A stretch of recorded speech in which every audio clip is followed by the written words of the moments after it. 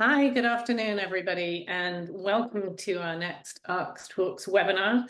I'm really excited about today's webinar and to be discussing a topic that I know impacts so many patients, and that's around how to manage their physical health. And so physical therapy is today's topic. We have two speakers joining us. We have Kelsi, who's a board-certified clinical specialist in neurologic physical therapy, with 10 years of experience, and her passion is for managing patients with neurological conditions. And we certainly know that that's something that many amyloidosis patients experience. And we also have Katie Johnson joining, who's a board-certified orthopedic physical therapist who specializes in the treatment of dysautonomia, hypermobility, chronic pain, and autonomic disorders. Katie also has extensive experience working with patients with orthostatic intolerances and small fiber neuropathy, which are both things that we hear a lot from patients with amyloidosis. Just a reminder for people, the ARC Talks webinars are brought to you by the Amyloidosis Research Consortium. We are a nonprofit whose vision is to make a significant impact on the curability of amyloidosis.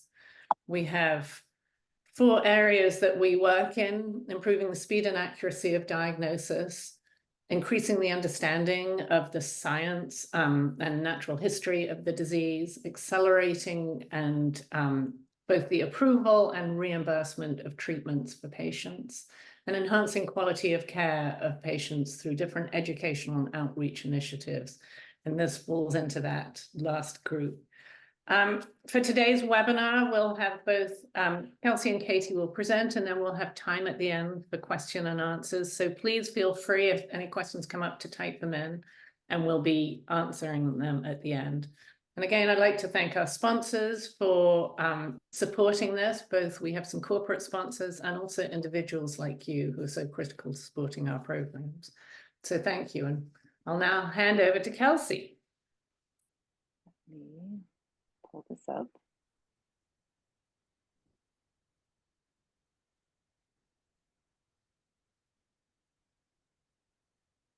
Okay.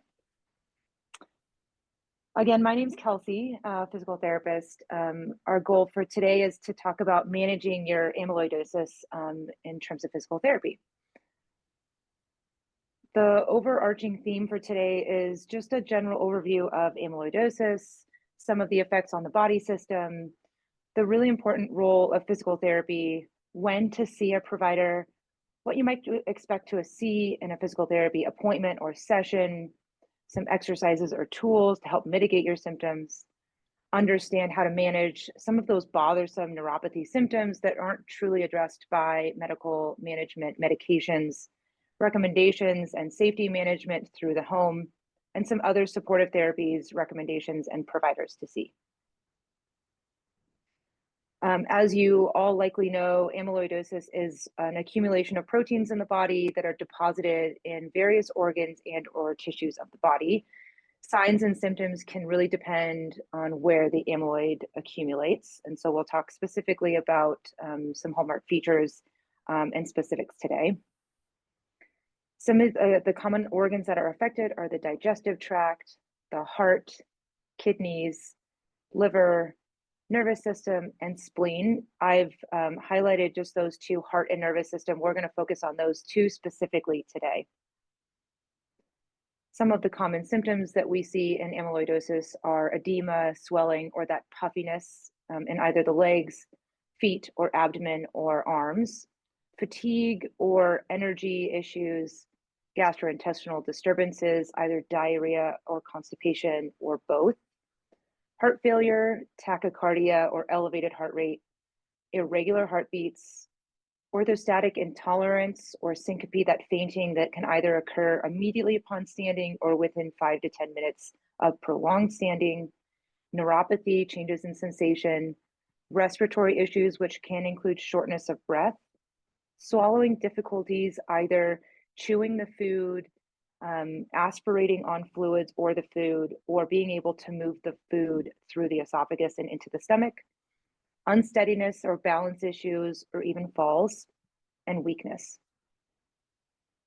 For physical therapy, we examine, diagnose, and treat all ages, all individuals, diagnoses, and injuries.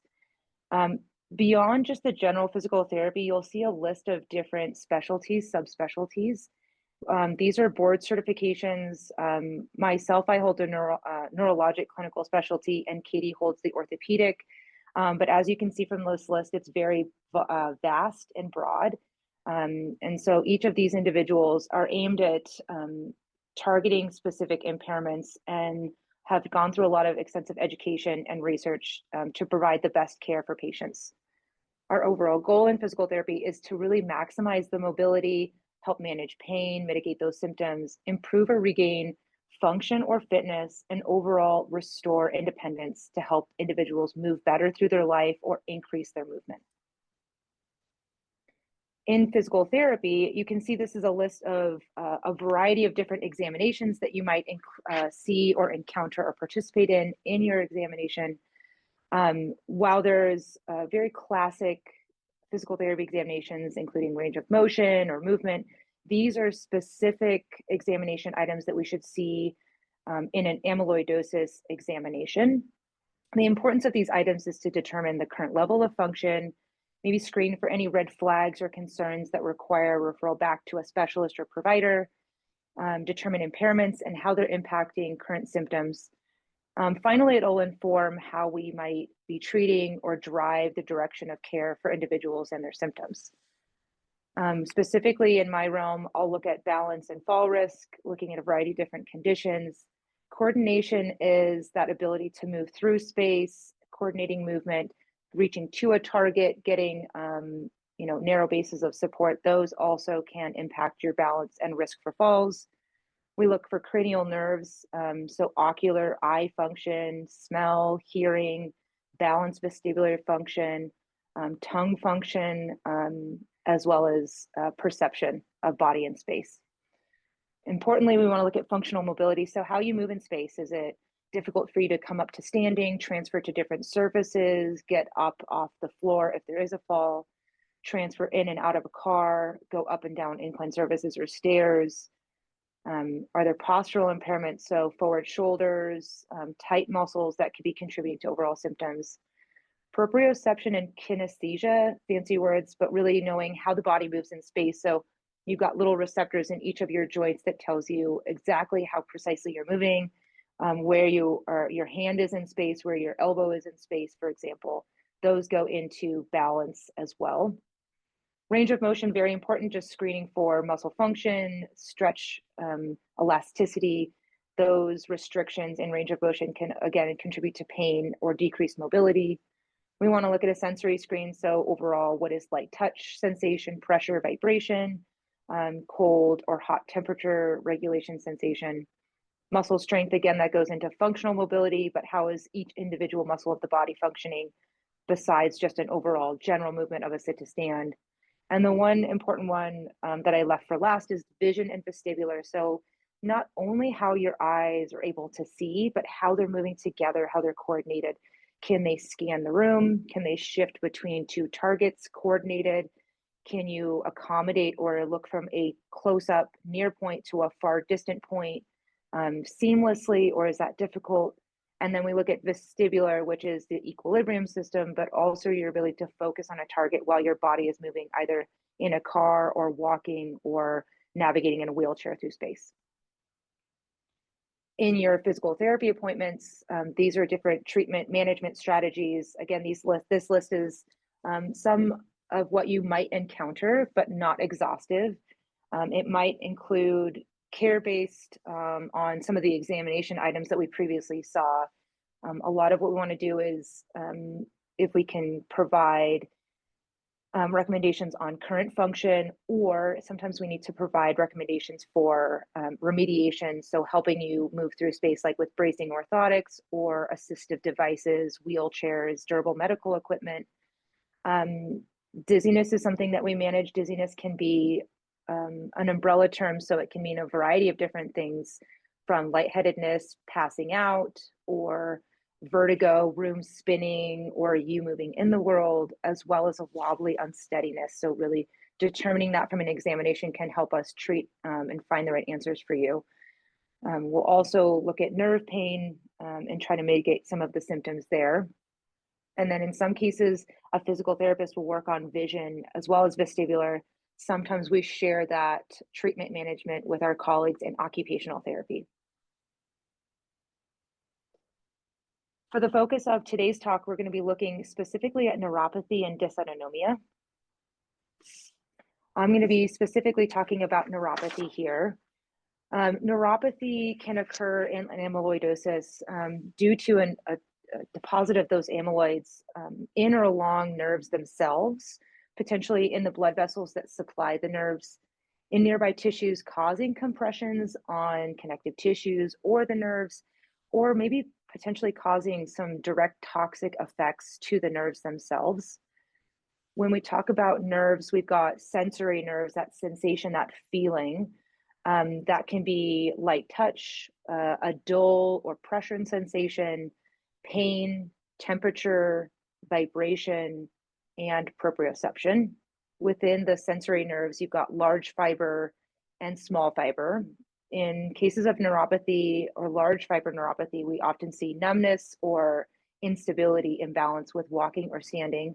And in small fiber neuropathies, we classically see more pain-related sensory pins and needles, tingling, burning, hypersensitivities along distributions or in extremities, electric shocks or burning.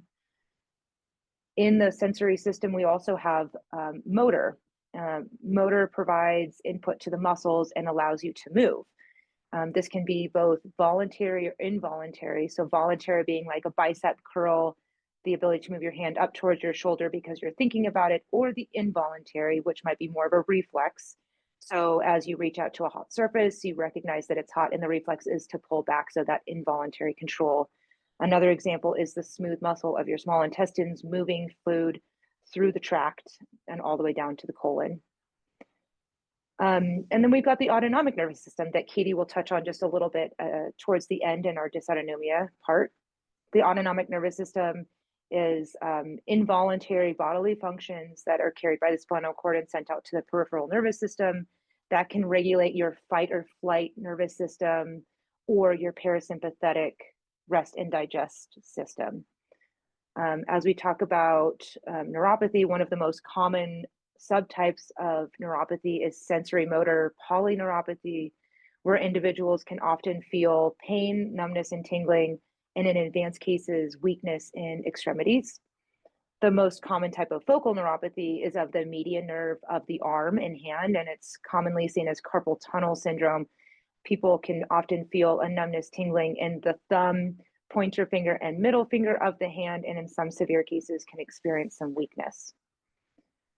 In autonomic neuropathy, it may affect, again, a variety of different organs, and so it may take some time to get to the diagnosis, but we see systems impacted again, such as cardiovascular system, gastrointestinal, and genitourinary. These are, again, some common symptoms we see in neuropathy with amyloidosis: abnormal sensation or losses of sensation that I talked about before, coordination problems that stem from motor, losses of strength and weakness, decreased balance, dry and flaky skin, potentially from decreased blood flow to an area, edema or swelling, that's that puffiness of an extremity. It can get severe in what we call pitting edema, where you press into the skin and it takes a pretty significant of time to refill. There's a dent in the skin that's persistent. And in some cases, lymphedema, where there's a pooling of lymph fluid in the extremity and it does not get back up to the rest of the body to get filtered out. Lots of pain, and then poor proprioception, or that body awareness in space, or balance issues. In physical therapy, these are some of the main areas that we focus on, or that I would focus on in amyloidosis. PT is a great way to increase the muscle mass, mobility, and overall strength. As we talk about physical therapy, there's been a lot of studies and research that demonstrate that exercise programming can be very effective in increasing the amount of nerves in certain parts of the body. They can help regenerate damaged nerves in some cases, build new nerve pathways, improve your symptoms. It can also help regulate blood sugar as well as cholesterol. This can help reduce the overall stress on the system. help reduce discomfort, and then again, help with overall nerve health. For home safety, one of the biggest things we want to work on is home safety first and foremost, to make sure that you're functioning in your environment safely and reducing the risk for falls. So clearing spaces and clutter on the floor. This isn't necessarily on the floor, but also on surfaces, making sure that things aren't at risk for falling off onto the floor unnoticed, and then that becomes a tripping hazard. Removing throw rugs and uneven surfaces. That can also include just a rolled edge of the rug, just making sure that gets flattened down, taped down. Using transition strips between different surfaces, tile and hardwood, making sure that there's no toe that gets caught on the edge of that transition, but maybe smoothly can slide up that transition or down. Increasing the lighting using night lights that are either automatic or just on at all times. Automatic lights in different rooms. As we know, everybody lives in a different house, and lighting fixtures or switches can be all the way into the deep part of the room versus at the front doorway of the room. So automatic lights can be very effective. You can add transitional strips onto the stairways that illuminate pathways or transitions, which is nice. Move items to within reach, so there's not reaching outside of bases of support. Some adaptive equipment that we'll talk about later, shower chairs and benches. As we're in the shower, eyes are closed, soap gets maybe in our eyes. We lose one of our sensory systems of balance. And so if the vestibular system, equilibrium, or sensory system isn't giving good feedback, that can be an increased risk for falls. So sitting in a shower chair or bench can help mitigate that fall risk. Grab bars to transition, transfer bars from beds or into different areas, and then grabbers to help reduce the reaching outside of that base of support. I just wanted to highlight a couple of examples of environmental risk factors in the home. So on this upper left-hand corner, we see a picture of a bedroom.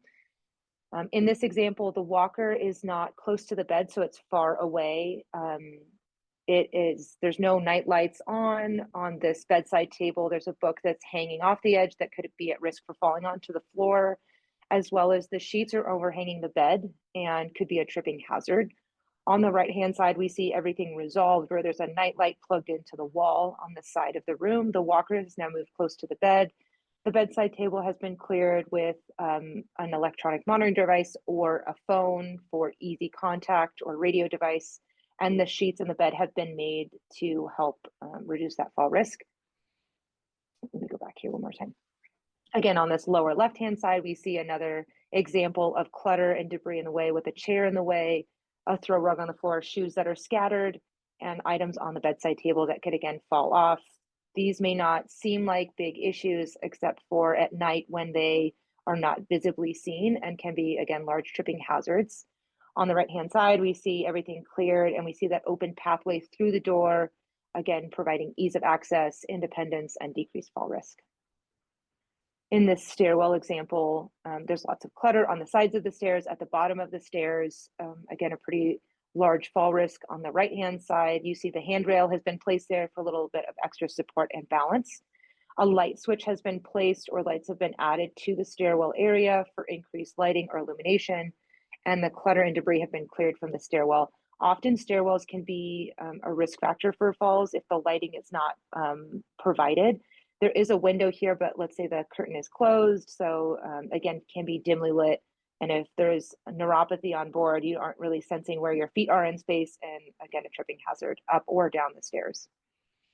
In this living room example, we see debris on the floor, a knitting basket, a cord across the bottom, underneath this surface, this chair, and a throw rug that's been kind of crumpled onto the floor. And on the right side example, everything has been cleared. The hope is that just working through the home, clearing the debris as necessary, working with other physical therapists or occupational therapists to solve some of the problems. We know that not everything is fixable to remove the debris, minimizing debris over to the sides as best as possible, adding transition strips for cords where they need to be there instead of leaving them out or unplugging things, because that might be the light switch that's providing light to the room. With neuropathy, we often see balance impairments and fall risks. In terms of the balance system, we've got three different sensory systems that help us balance in the world. We've got our vision, so visual acuity, our ability to see the horizon, tip tilt, things moving in or at us, as well as scanning the environment. Vestibular or equilibrium input on the upper right-hand side, you see this infographic with the ear and the spirally shaped cochlea. That's your hearing transmission. And then you've got your semicircular canals, those little loops there. That's your equilibrium system that provides you input on where your head and body are tipping, turning, and shifting in space. And then your somatosensory or proprioceptive systems are those little nerve connections within the joints and muscle systems that you can see on this picture here. All of those inputs are provided to the brain for processing, and then the brain can output motor sequencing to the muscles to provide movement or correct for balance problems.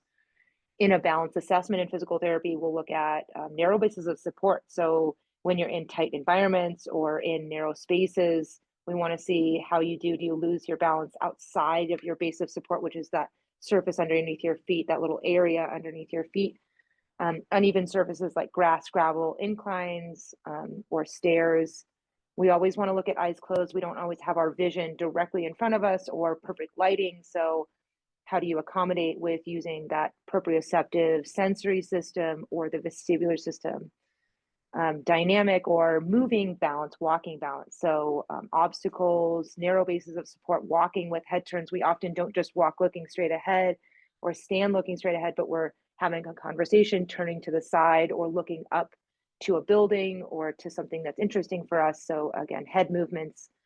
We want to look at how you navigate or negotiate obstacles that are in the pathway. So again, a slipper that's on the floor or book that's fallen, stairs and inclines, maybe making a sharp turn, or even those reactive steps. So if you're in a busy environment and someone bumps you, are you able to take a corrective step and catch yourself back up to upright, or is it a tripping, falling type of moment? And so those are the things we look at. This is a specialized formalized test here. This is this computerized dynamic posturography. This is just going to pull up in just a second. In this example or this video, you'll see this platform here. It's got a force plate in it, so it will detect how people are moving in space. It can tell us if people are shifting right side, left side, onto the toes, onto the heels. We can change the settings just a little bit, but in this example, we're testing balance. So looking at those three different sensory systems: vision, vestibular, and somatosensory.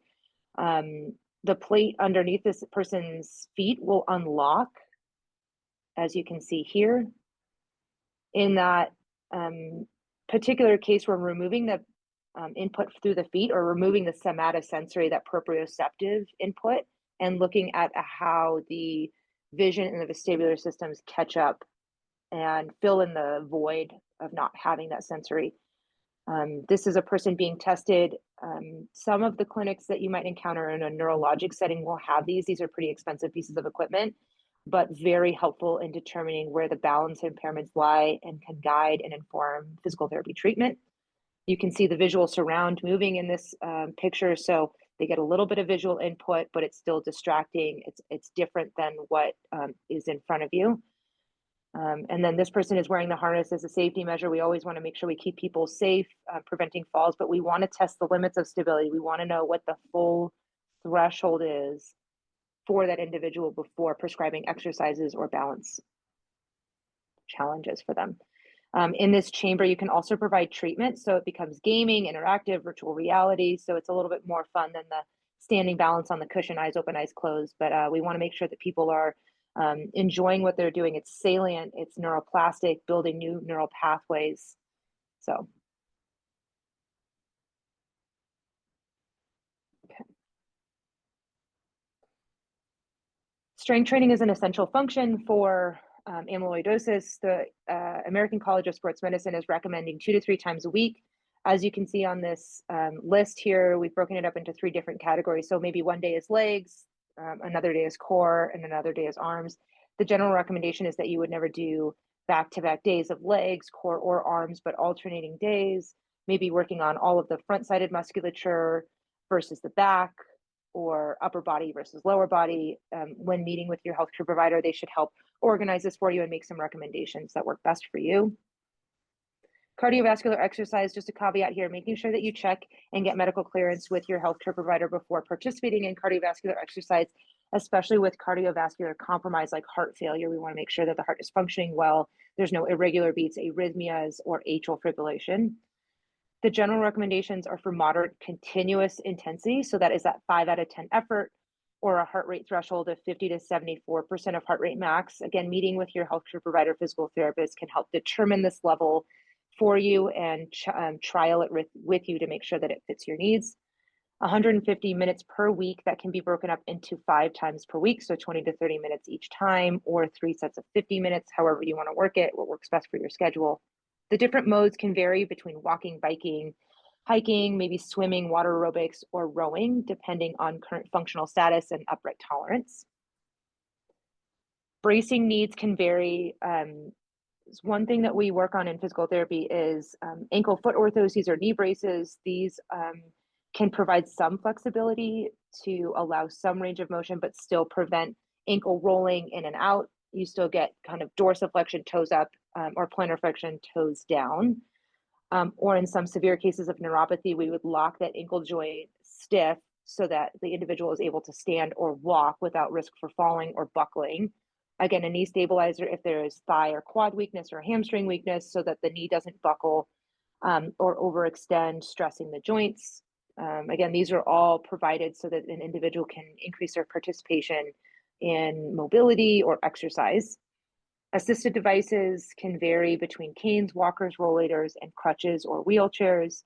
Again, meeting with a physical therapist to determine the exact needs is important so that we provide the most minimally restrictive assistive device, that meaning we want to give you the assistive device that keeps you functioning the most independently and doesn't become a barrier. So we would prefer that someone uses a rollator with a seat rather than using a wheelchair or a cane or a trekking pole than nothing at all, because it helps you move and function better in your environment. It keeps you upright and moving. And the last little bit is just lifestyle management.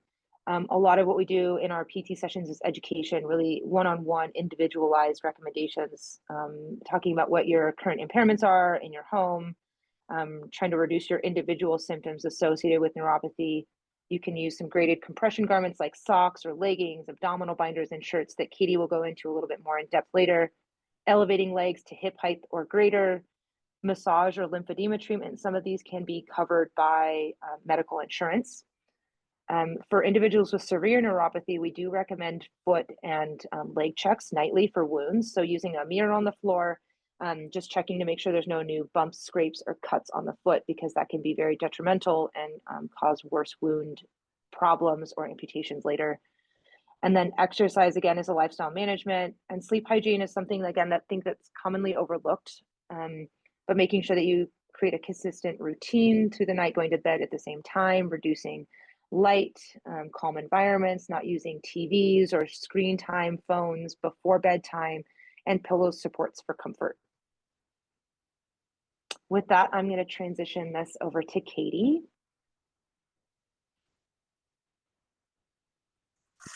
Let me share my screen. And this go up. All right. So thanks, Kelsi. That was really helpful. I'm going to take over and talk a little bit about the dysautonomia piece. So hopefully this is applicable to some of you guys. So dysautonomia is a problem with your autonomic nervous system. When I think of autonomic, I usually just think automatic. So this is the part of our nervous system that we're not able to control, but it basically is the thing that's facilitating all the different functions in our bodies. And within our nervous system, we have our central nervous system, which is our brain and our spinal cord, and then our peripheral nervous system. And those are kind of all of the nerves that go out throughout our body. Here's a good little picture of our nervous system here. And Kelsi mentioned this before. So our autonomic nervous system has 2 parts. It has the sympathetic nervous system, which we often think of our fight or flight So when our body's in trouble, when our body's reacting to some sort of danger, and our parasympathetic nervous system, which is our rest and digest part. So when we're happy, when we're sitting on the beach, that's the part of our nervous system that's kind of controlling our different organs. And if you look at all the different nerves throughout the body, and then you look at all the different innervations that we have from the autonomic nervous system, it's touching every organ in our body. So all of our functions, all of our kind of just basic life functions that we can't control, that's getting done by our autonomic nervous system. And there should be this balance between the two systems. So obviously we're never just in a fight or flight or just in a rest and digest. There's sort of this balance between the two. And a healthy, normal body should be able to very seamlessly kind of transition between the two based on when it's appropriate.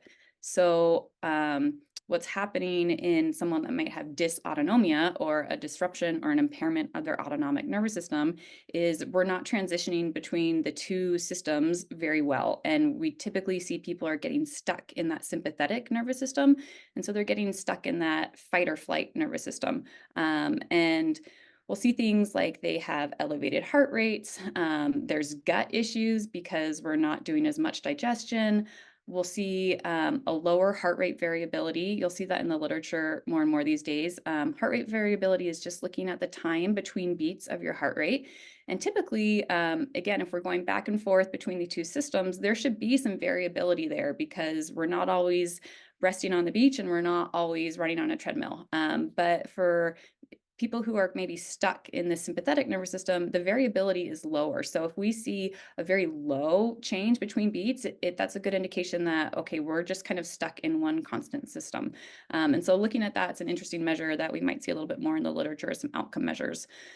As far as what this looks like when someone with dysautonomia comes into physical therapy, or what symptoms you might be experiencing, most common symptoms, these people are going to feel tired, they're going to feel dizzy, or say they have lightheadedness, they may be fainting, or they may have presyncope, meaning maybe when they stand up, they kind of feel like, oh, I'm going to faint. So then they'll sit down for a few seconds, or they have to take a few minutes between going from lying down to sitting up before they can actually move on out of bed, waiting for that equilibrium to catch up with them. We can get headaches. Sometimes they'll have chest pain. So that's a really good indication that it's good to be cleared by cardiology. Make sure that there's not a true cardiac issue. The dysautonomic symptoms really overlap with the cardiac symptoms. So we want to make sure it's not an actual cardiac issue that we're experiencing, even though we do have cardiac symptoms like tachycardia or irregular heart rate. So usually these people will get referred to a cardiologist, and they'll get like a stress test or an echocardiogram just to make sure that as far as the heart goes, it's functioning properly. Exercise intolerance is a big one. So people get really fatigued, especially in upright positions where it's harder to maintain that blood flow return up into their brain, up to their heart. And again, we'll see those irregular heartbeats. Dysautonomia is an umbrella term. So you can say you have dysautonomia, and that just means we're having trouble balancing those two symptoms. The most common one that's in the literature and that we see is something called POTS, or postural orthostatic tachycardia syndrome. All of this has gotten a little bit more more of a moment in the sun recently, because a lot of patients post-COVID are experiencing dysautonomic symptoms, which is great. So we're starting to get more research, more interest in these diagnoses that are often not very well studied. But about 1 to 3 million people in the US have a diagnosis of POTS. If you don't meet the criteria for a diagnosis of POTS, you can still have dysautonomia, and that's usually just kind of labeled as orthostatic intolerance, meaning poor tolerance for upright activities, poor regulation of your heart rate, and your parasympathetic nervous system. And then there's some other kind of dysautonomic issues here, but we'll kind of focus on more of the orthostatic intolerant type of group today. So Kelsi kind of already went into this, like what you would expect at a typical physical therapy visit. So when we're looking at the dysautonomia stuff, it's very similar to what we're looking. So we're looking at your activity tolerance. We're looking to see, Are you having other functional problems? How are you living in your life? We want to screen out other things, make sure your heart's working fine, look at your vision, look at your vestibular system, make sure those systems are all working together as they should, and everyone's pulling their own weight, and we're not relying just on your vision system because your vestibular system may not be working super well. I think a musculoskeletal examination is really important too. Oftentimes, people have this activity intolerance, orthostatic intolerance, but they also have significant joint or muscle pain. So if someone has osteoarthritis, or they have joint instability, or they just have a history, of like an old back injury that's bothered them for a long time, we can sort of go so far, but if we're limited first by the musculoskeletal pain, then we definitely need to address that first, and then we can progress with the exercise conditioning program. And education is a huge piece of it. So the lifestyle changes are really important. Obviously, anything where we don't have to take medication is going to be a bonus, and there's some good lifestyle changes we'll go over. Compass 31 is a patient-reported outcome measure. So if you see a physical therapist, you may fill out this questionnaire, and it's basically sort of asking you questions as to how your function is day to day based on the symptoms that you're feeling. And it's been validated in the literature, it's commonly used, and it's nice because we can get a benchmark of where you were when you started and then where you are when you finish physical therapy. And we can see, okay, did we meet that minimal change that shows that there's been a significant improvement in your symptoms with physical therapy.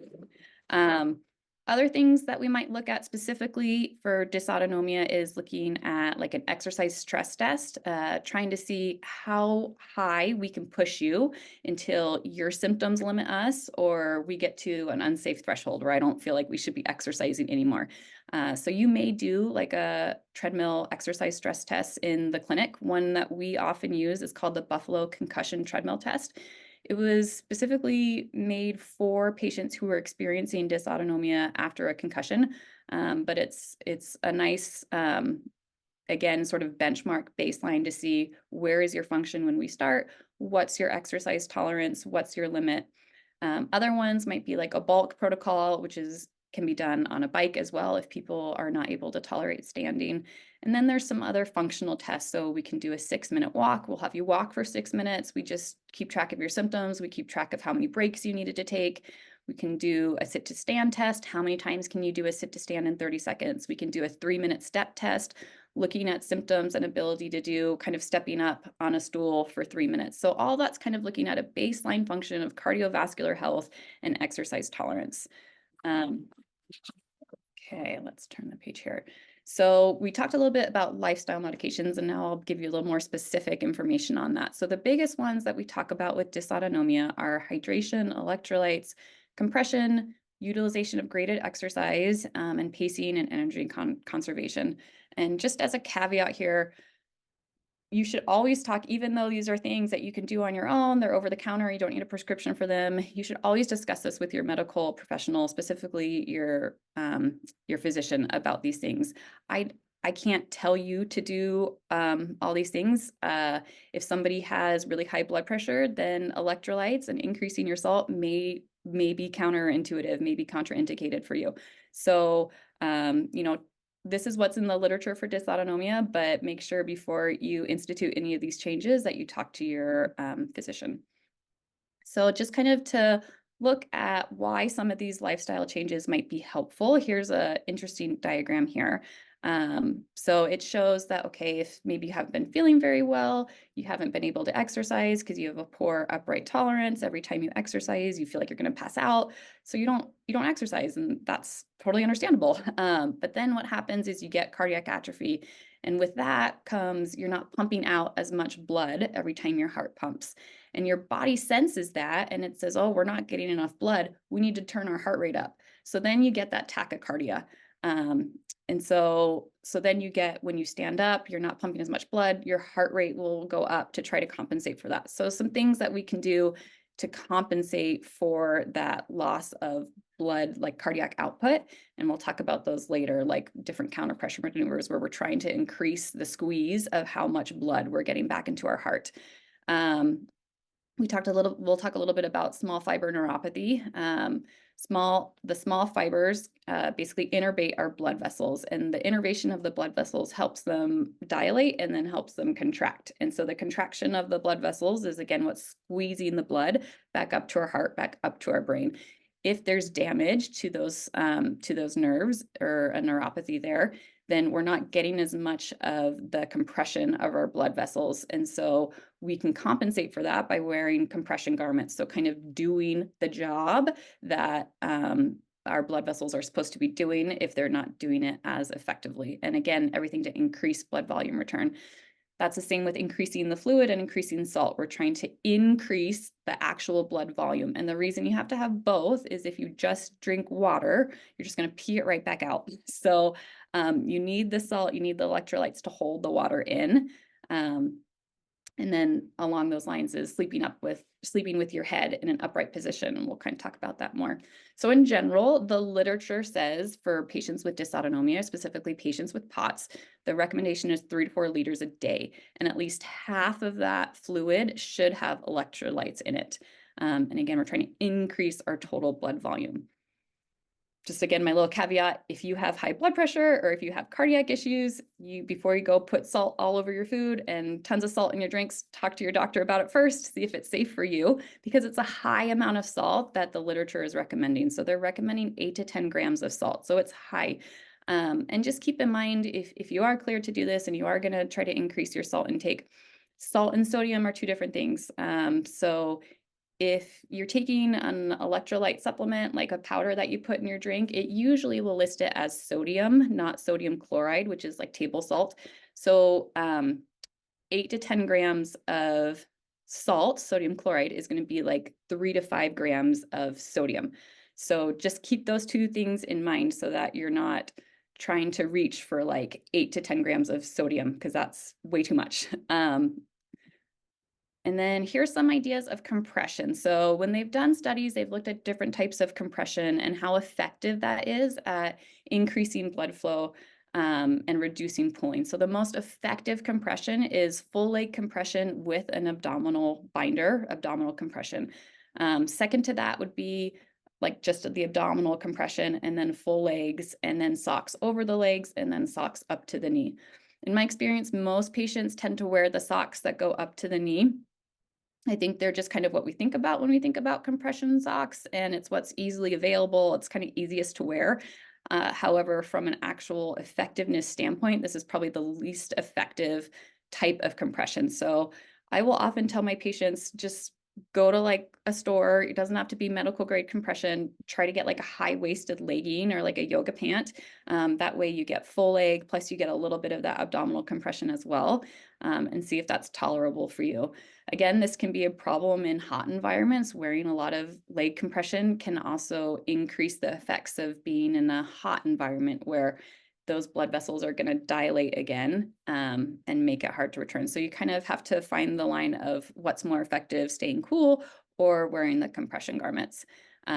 Again, 20 to 30 millimeters of mercury compression. This is over-the-counter stuff. It's not medical grade stuff you can buy online. You can buy on Amazon.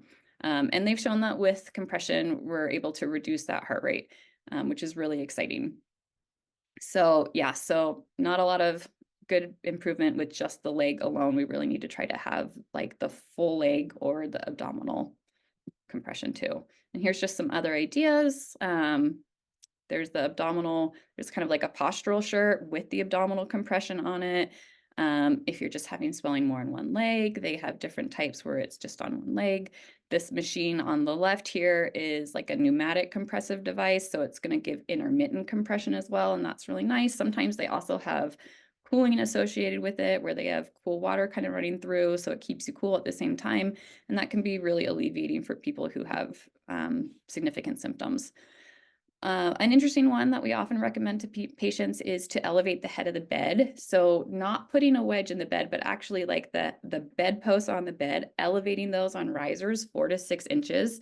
And what that does is it basically reduces the amount of dehydration that occurs overnight. So oftentimes people will find that first thing in the morning, their symptoms are pretty significant and pretty severe. And that's happening because overnight our body is taking our blood and it's making urine. So it's drawing the water out of our blood. By elevating the head of the bed, it's reducing that process. So we're not getting as dehydrated in the morning. We talked a little bit about counter pressure maneuvers. So we can see here on this slide where it says muscle tensing. So you can see when you are tensing that muscle in your calf, how much more of like a pump, how much more of a squeeze you're getting compared to just at rest. And so these are just some like crossing your legs while you're standing, or if you have to stand in line, doing heel raises, going up on your toes, putting your foot up on a stool, putting your foot up on like a chair. When you're sitting, crossing your legs, putting one ankle over your knee, can be really effective. So specifically standing, just standing for a long time tends to be much more difficult for people than walking, because with walking, we're getting some of that muscle pump as well. But if you're just standing, things are just going to start to pull. And especially with that small fiber neuropathy, you'll see patients who have, you know, those really like red, purple, kind of swollen legs, feet, and stuff like that. And then kind of a big one is overall energy conservation and pacing. So this is something that we want to go over with all of our patients. We tend to see patients, they'll have good days, they'll have bad days, but they sort of get stuck in this, I overdid it. So then I was in bed for several days, and then I finally woke up, I was feeling good, but I was so behind. I had to do all the things, and then I felt awful for another 3 days. So they sort of like feel bad, and then they start to feel better, and then they crash again. So it's up and down, up and down. And that's really difficult on our body. It's kind of reinforcing that poor autonomic response and autonomic kind of equilibrium between the sympathetic and parasympathetic. So having patients reduce the amount of crashes that they're having is going to be very helpful to their symptoms. And it's also going to allow them to start to add in some exercise. So if you're constantly crashing and feeling pretty crummy, adding an exercise is the last thing you want to do.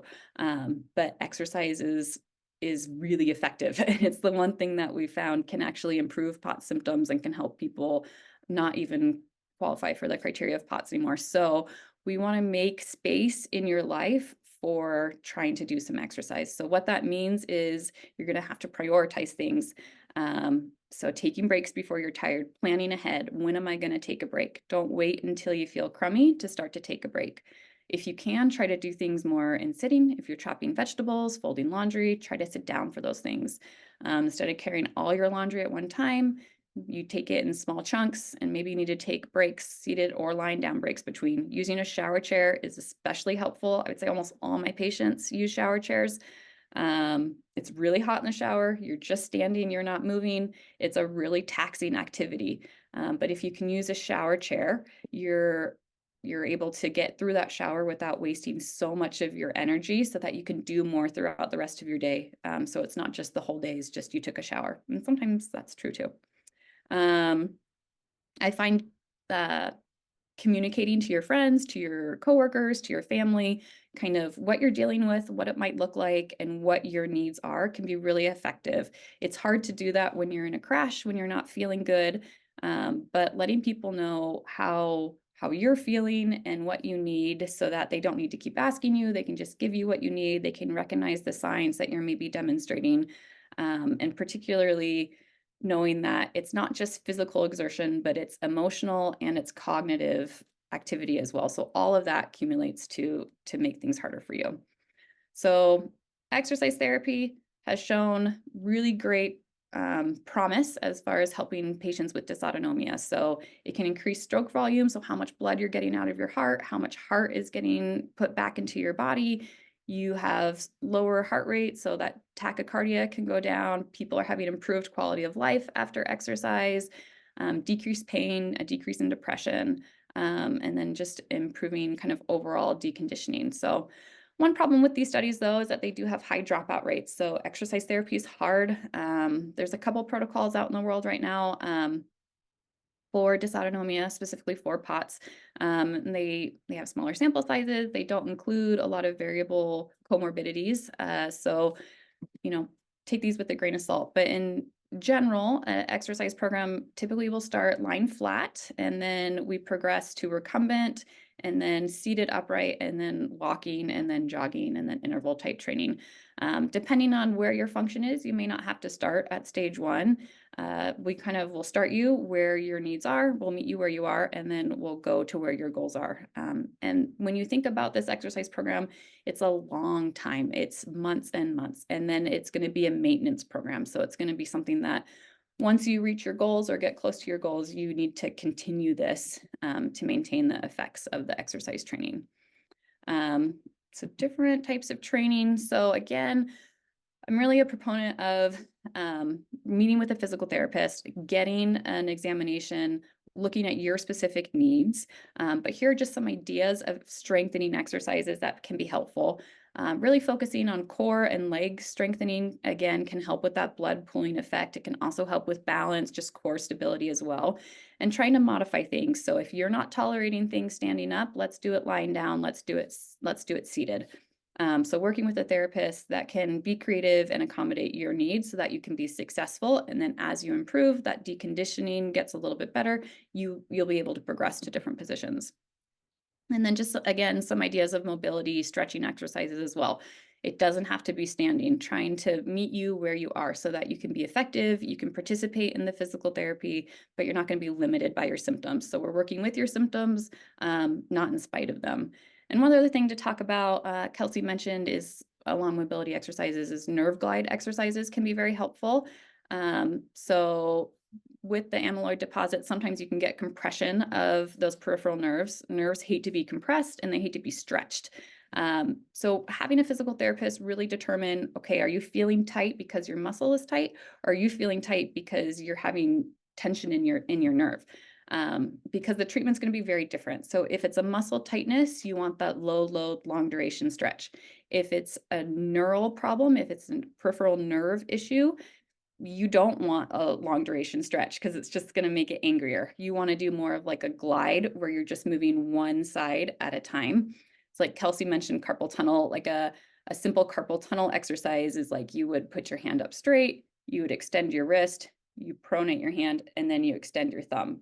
And you do that continuously, but you're not holding it, you're doing reps of it versus doing a sustained stretch like that, where now my median nerve is constantly stretched for however long I'm holding it. Whereas this may actually make your symptoms worse. So again, meet with your physical therapist and find what's right for you. And then just a quick plug for other therapy friends out in the world. I'm a big believer in working as a team. I love working with the occupational therapists and speech therapists. Occupational therapists are great as far as fine motor stuff, whereas PTs, we focus on like gross motor, gait, all that kind of stuff. If you're having trouble writing, or if you're having trouble doing buttons or tying your shoes, they can help with those things. They can help make accommodations for those things. They're really great with custom splinting. So this picture here is a custom splint that one of our OTs made for a patient who needed stability, but she also needed flexibility. So he was able to provide that with her. So stuff that you can't necessarily get off the shelf. Some occupational therapists also have really extensive training in vision therapy, which can be really helpful as well. And then helping with school accommodations, work accommodations. Same with speech therapy. I like to think of them as just a little like external brain for you. They can give you some really good tips on brain fog and managing those sorts of things. And then Kelsi also mentioned swallowing. So they can do swallow studies and they can look at how you're swallowing, how the muscles in your neck and your face and your jaw are working, and they can help with those things as well. And then just some resources for you. And then Kelsi and I have also put together a handout that we're going to share with everyone. So thank you so much. And I'm going to stop sharing my screen. Excellent. Thank you so much. That was really amazing.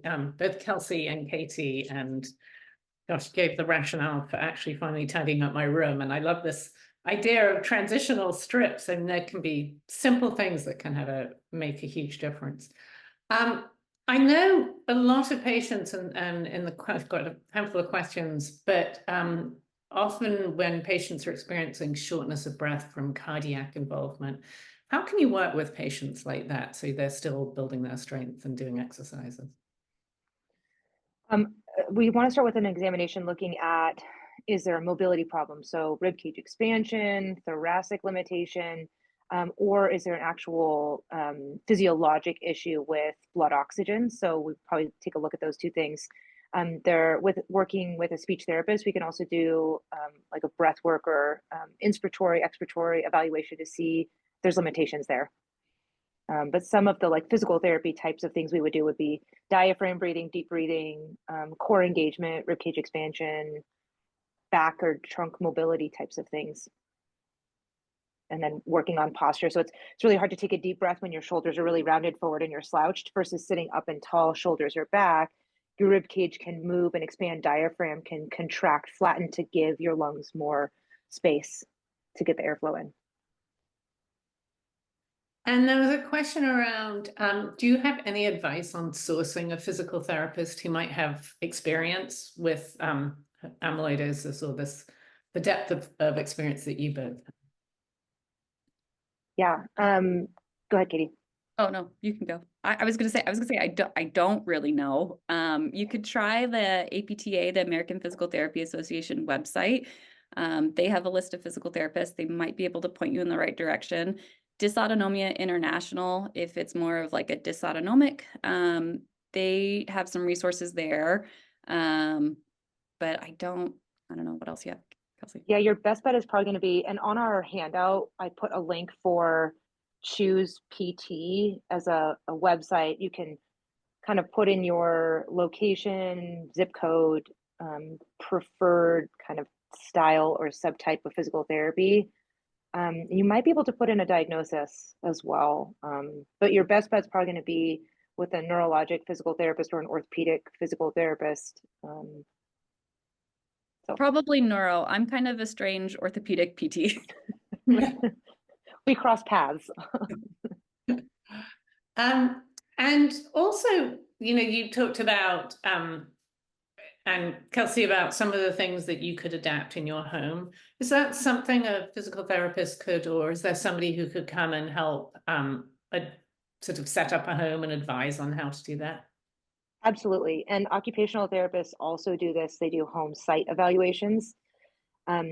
Home physical therapy or home healthcare services can also participate in this depending on what your ability to leave your home would be.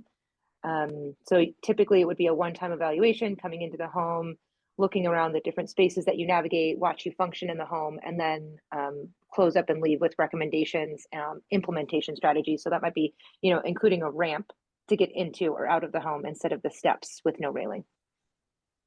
And we know that not all countries are quite as structured in quite the same way that the US is for medical care. For countries and people who don't have access to PT, are there resources available that they could refer to? Yeah, Katie? I mean, I think I would probably go to like the APTA website, Dysautonomia International. I'm happy to be a resource for you if anybody has questions. Yeah, as far as like the amyloidosis, I don't know like from a PT community standpoint, but even just finding like some trainers, that's not necessarily physical therapists, some trainers can be quite good. Word of mouth is the best. So if you're part of like a Facebook group or any sort of like support group, I would go there. People tend to have a good like finger on who's effective and who knows what they're doing. Yeah, I think that's a great answer. And I would also recommend that wherever you are, speaking to your amyloidosis specialist and seeing if they have any regional, local recommendations could be helpful. There is one question, which is, can neuropathy reduce or even go away after treatments? In some cases it can, depending on if we can establish or reestablish blood flow to an area. So the answer is it depends. Yeah, it also depends on the extent of the damage to the nerve. Yeah. But if even the least amount of damage, nerves are the slowest healing tissue in our body. So it is slow if the answer is yes. So very slow and maybe not fully recoverable too sometimes. Yeah. And I know we're actually at time. There was some great questions. I did like that description of the push crash cycle. I know so many patients experience fatigue, and it's such a fine line of knowing when you push yourself and when it's too much and how you balance things. It was really interesting hearing about that. I hadn't heard that before. So I would just like to say thank you so much. This was really interesting, and it's definitely a coordinated approach to care is so important, and the role of, I think, physical therapists is so critical for so many patients who really experience physical symptoms and from the disease. So thank you so much for the time today. It was an excellent webinar. Thank you. Thank you. Thank Thanks you. for having us.